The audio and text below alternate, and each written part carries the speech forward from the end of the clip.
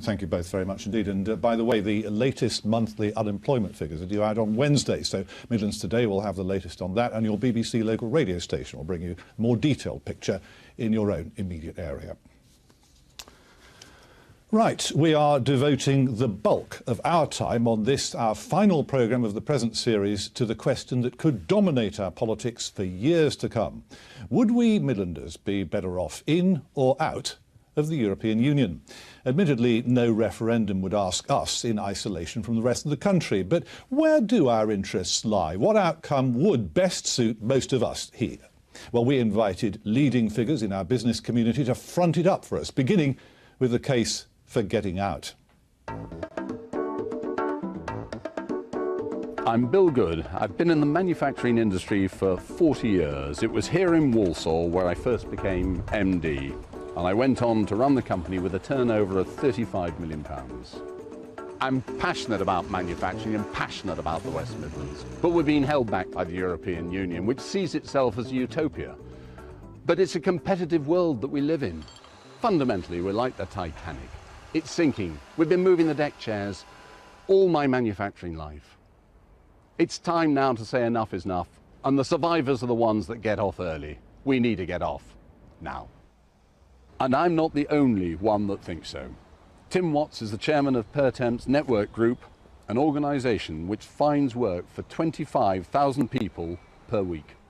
Europe would keep bringing in more and more legislation, which we have to apply to, and we're happy to do so, but it just raises my costs. Europe sees itself in isolation, and that's fine if it could trade in isolation, but it can't. To survive, Europe has to trade with the world, and the world is not as principled, if you like, as Europe is, and therefore they undercut us. So there we have it. The European Union is not fit for the 21st century. It's anti-competitive, it's bureaucratic and unrepresentative, and it has an anti-employment legislation. If there's concerns about barriers of trade, they're unfounded. It's not in Europe's interest to do that. And if they do, that's not a Europe that I'd want to belong to anyway. I'm Jonathan Webber, Director of Trade and Development at the Birmingham Chamber of Commerce, and I work with thousands of businesses across Birmingham and Solihull, helping them into international trade and export markets. Often, Europe is a starting point. Why? Trade, that's why. Here in the West Midlands, we depend very, very heavily on the European Union in manufacturing and in service terms. And it isn't just trade. Think also of our inward investment into the United Kingdom and, more importantly, here into the region as well. In fact, to leave the European Union, frankly, would be suicide. Hydropower Dynamics, local business, how important is Europe to you? 60% of what we're producing is going directly or indirectly into Europe. And even the suggestion of us coming out of Europe is enough to put the fear into people. How anybody would limit themselves in putting up restrictions in supplying this market is beyond me. A recent survey among local businesses has indicated quite clearly that they want to stay in the European single market. They understand the benefits of being in that market. The scaremongering that's going on is causing them worry, is causing them uncertainty as to the future. It's absolutely clear to me that being part of the single market, of being part of the negotiations inside, is far, far better than being a supplicant on the outside.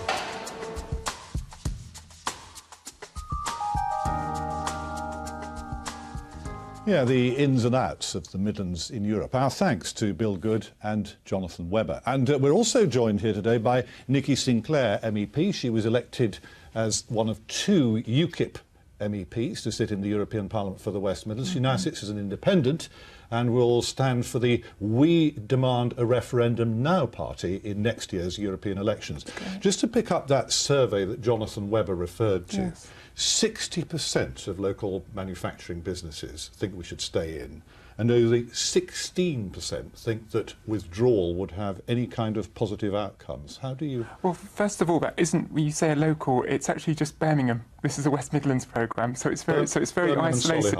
Well, yeah, so West Midlands is, 5 million people. Birmingham and Solihull Chamber. Yes, West Midlands is obviously far bigger than Birmingham, and it wasn't scientific. I noticed on that poll it was unscientific. How do you react to the findings? Well, the findings is actually, if you ask them, one of the other questions was if we could repatriate powers back, would you consider that a positive thing? And that's the big debate. Can we repatriate powers? President Schulz says you can't, President Barroso says you can't, Angela Merkel says you can't. So the current government's position of repatriating powers is not possible because you need consent, you need unanimity among all 28 member states, including a referendum in Ireland. And that's not going to happen. Let's get on to the business, because they're making the point that access to this vast single market, the threat of having tariffs if we were to pull out, and all those thousands of jobs. Patrick Brown says 60% of his output goes directly or indirectly into the European Union. But look, we heard the scare stories by big business before in the euro. We were told, the CBI told us, Nissan said they would withdraw funding from the UK if we didn't invest in the euro, or we didn't take on the euro. We didn't go into the euro, and they didn't play. In fact, they invested more money. And here we are, big business again with their scare tactics. If you ask small business, I'm on the employment. I'm on the Employment and Social Affairs Committee in the European Parliament, so I have lots of dialogue with small businesses who actually employ more people. They're the biggest employers of people in this country, and actually the vast majority of them say, please, no more legislation, we need to get out. And that's what the big business is really saying. No, that's what business is saying. Big business, I don't know what their agenda is, but they're not representing the ordinary people of this country. Let's just ask our two MPs, if Nikki were to have her way and there were to be a referendum, not necessarily now, but tomorrow, how would you vote in such a referendum, in or out? Well, I'm very pleased there's not going to be a referendum tomorrow, because I want to vote in a referendum when we have more reformed European Union that is improved, because there's no doubt. How would you vote were there one? We have to wait and see what the situation is like, what we've been able to achieve. So that's not really answering the question if there were. No, I'm not going to ask a hypothetical question. But I will. I would vote to stay in, because take automotive, the heart of our manufacturing base in the Midlands. World-class success story, now expanding. Key to its success has been inward investment. And key to inward investment is that we're in the European Union. And Jonathan was absolutely right, as was the businessman who's the real voice of the overwhelming voice of business, is that this prolonged uncertainty is deeply damaging. And it's about time that the Conservative Party put the national interest over your party interest. Let's get your instinctive sense of where this should go, in or out. Is that not just in the UK, but in large numbers of EU member states, there is a growing tide of Euroscepticism, and people are very unhappy. That's as maybe, Jack, but people deserve a say. That's all we're offering. We're offering people a say. We are offering a say once we have managed to get a reformed European Union. It's grandstand and it's jam. You know, what business is saying to me, and I talk to business on a weekly basis because I'm on that committee, and they're saying to me, it creates uncertainty. 2017, it's 4 years away, so lots of them say, we need a referendum. If there is going to be a referendum, we need it sooner rather than later. Most people, I have a mobile surgery, I'm the only MEP in the country that actually goes out and speaks to people around the towns and cities of the West Midlands and the country. And they're saying, quite clearly, they're sick and tired of this argument. They want a referendum and they want it sooner rather than later. They do not trust the Conservatives or Labour Party. For what the EU does for our manufacturing sector. But it's not a universal yes. I mean, there are certain companies in the high energy sector, in the chemicals industry, in the Black Country, that are very unhappy about a lot of the regulation. The overwhelming majority of businesses want to stay in Good's Europe. film that Europe makes business uncompetitive, it's riddled with too much regulation which boosts costs, and it's too many restrictions. For certain, there should be reform. There should be a much... And that will take time. No, a much stronger emphasis on, for example, a growth agenda.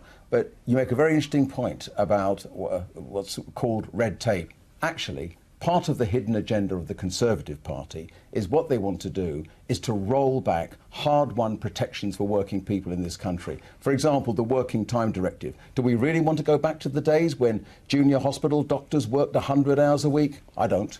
Isn't all this uncertainty, the protracted, the long yes or no, very bad for business? They talk about uncertainty. I think they want some what clarity. would be good for business is a reformed EU that is beneficial to all member states, not just the UK. And we're building alliances with other countries. But Angela Merkel says no. Excuse me, I'd like to slightly finish.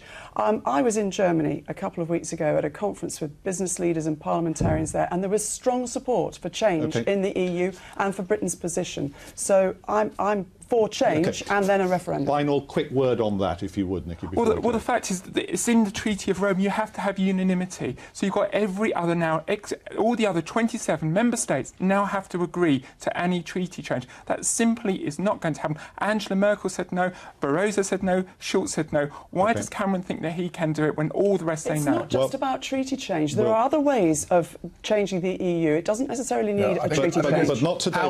This is where we have to call. Not sure. This is where we have to call a halt. My thanks particularly to Nikki for being with us here today.